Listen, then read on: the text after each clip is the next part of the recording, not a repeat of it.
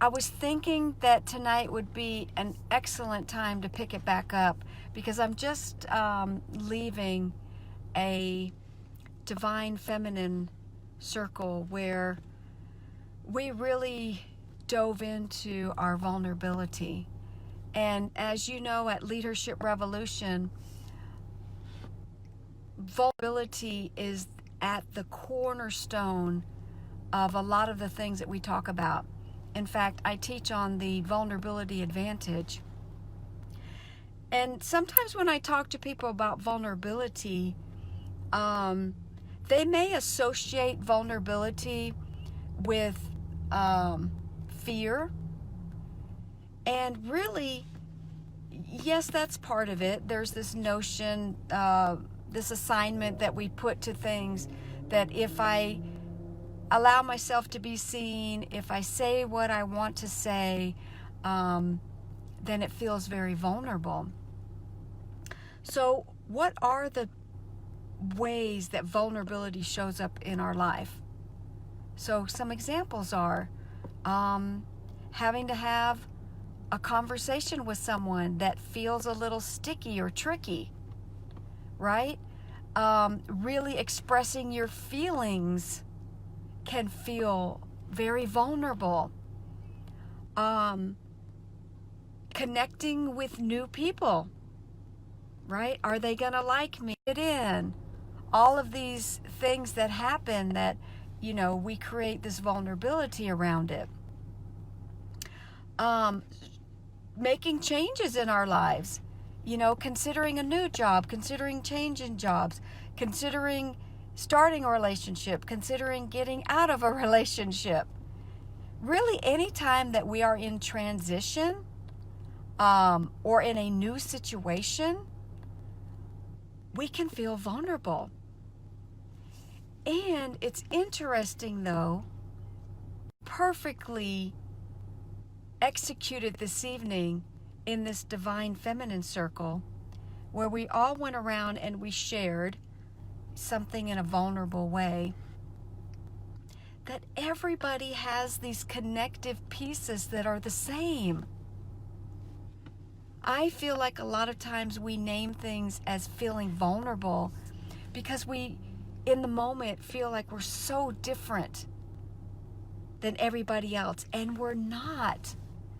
We all have a story, we all have a past, we all have feeling so great about ourselves or connected, or even when we do feel super good but we're trying something new or moving in a different direction, it just shows up.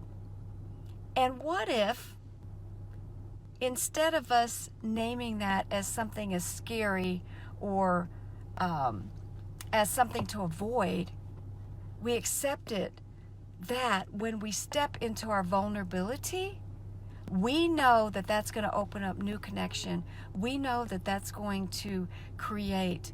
We know that that is going to bring in more love and more belonging and more community.